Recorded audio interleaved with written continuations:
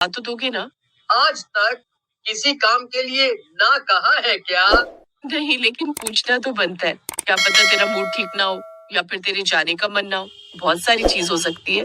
महेश और नेहा के इस लगाव को देखकर कई लोग तो सवाल उठाते और कई लोग इन्हें इन दोनों की दोस्ती मानते। एक रोज नेहा के घर उसकी पड़ोसन विमला का आना होता है और वो देखती है कि नेहा खाना बना रही है और महेश खाना खा रहा है। अरे सुलोचना बहन, काफी समय से मेरे मन में एक सवाल आ रहा था। क्यों ना अब तुम्हारी बेटी बड़ी हो गई है तो उसकी शादी के लिए कोई लड़का देखो। और देखो भी क्या, लड़का तो आसपास ही है। अरे विमला बहन, तुम क्या कहना चाहती हो? कुछ समझी नहीं मैं तो ये कह रही थी कि महेश और नेहा की खूब बनती है। क्यों नहीं दोनों की शादी करवा दो? हर वक्त दोनों साथ रहते हैं, खाते भी साथ है, घूमते भी साथ है, बस घर अलग अलग है। अरे नहीं नहीं, ये तो बेचारे महेश का बड़प्पन है कि वो घर का काम काज कर देता है। अब नेहा बेचारी काम करने जाती है तो बाहर से सामान लाना, दवा लाना, ये सब कर देता है महेश। वैसे विमला काकी, उम्र तो आपकी बेटी की भी हो गई है शादी की, तो आप उसकी शादी क्यों नहीं कर देती? नहीं बेटा, ऐसे नहीं बोलते। विमला को नेहा की बात बुरी लग जाती है।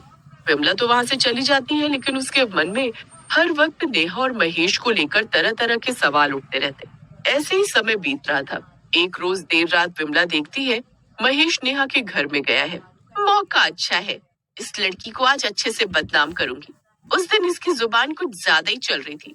अरे मेरा नाम भी विमला है, विमला। मुझसे पंगा लेने वाला मिट्टी में मिलकर रह जाता है।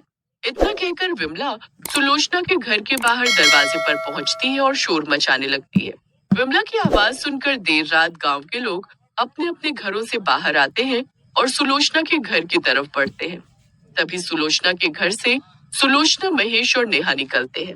अरे विमला काकी, इसलिए इतना शोर मचा रही हो रात के वक्त? ऐसा भी क्या देख लिया जो सोने के वक्त चिल्लाए जा रही हो?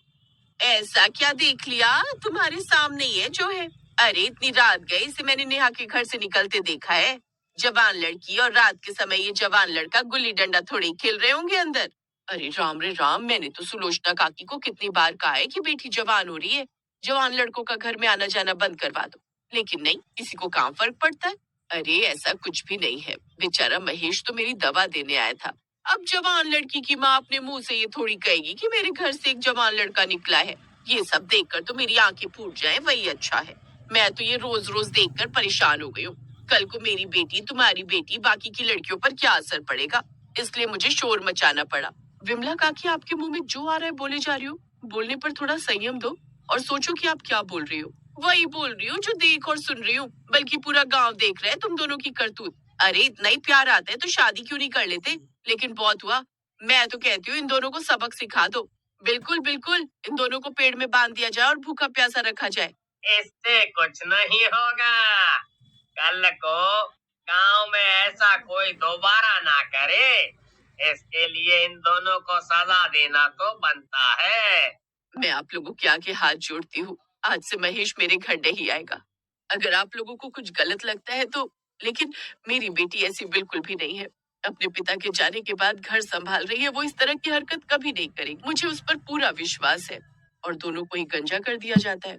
दोनों को इतना ज्यादा मारा जाता है कि दोनों की हालत गंभीर हो जाती है और अस्पताल ले जाते दोनों की मौत हो जाती है। अपनी जवान बेटी की मौत और बदनामी के बाद सुलोचना को करीब महीने बाद हार्ट अटैक आता है और वो भी इस दुनिया को अलविदा कह देती है।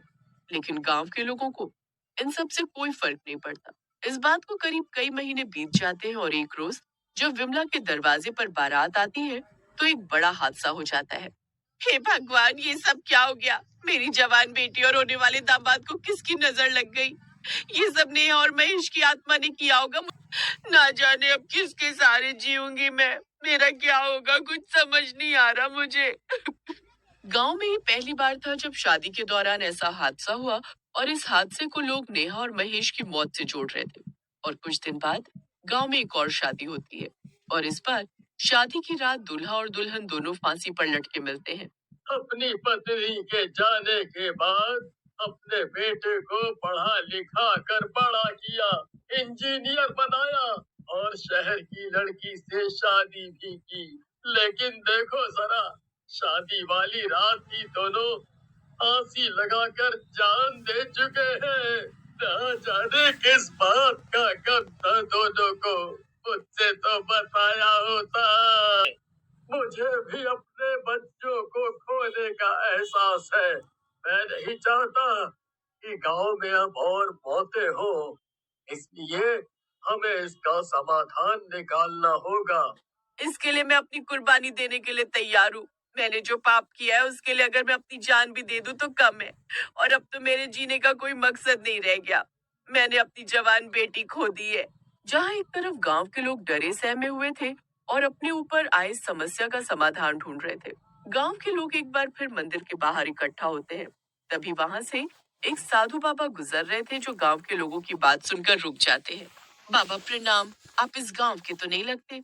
इस गांव में कुछ बुरा हुआ है, जिसकी सजा गांव का हर व्यक्ति भुगत रहा है। वो बाबा हाथ में कमंडल लिए थे और आंखें बंद करके कमंडल का जल इधर उधर चारों दिशाओं में छिड़कते हैं और अपनी आंखें खोलते ही वहां मौजूद लोगों से कहते हैं।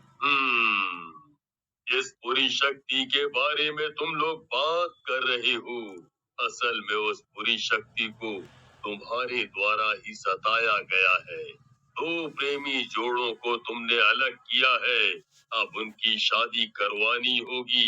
ये चुड़ैल और भूत के रूप में अपनी बुरी शक्तियों से नए शादीशुदा जोड़ों को मार रहे हैं।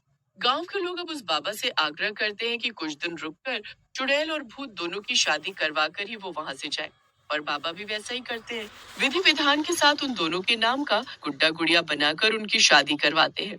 साथ में फेरे करवाते हैं और शादी संपन्न होते ही दोनों की आत्मा को मुक्ति प्रदान हो। वो दोनों अब सदा सदा के लिए एक हो चुके हैं और सदा के लिए मुक्ति पा चुके हैं। वो गांव के किसी भी व्यक्ति को अब परेशान नहीं करेंगे, लेकिन कभी भी इस तरह की गलती दोबारा ना करना।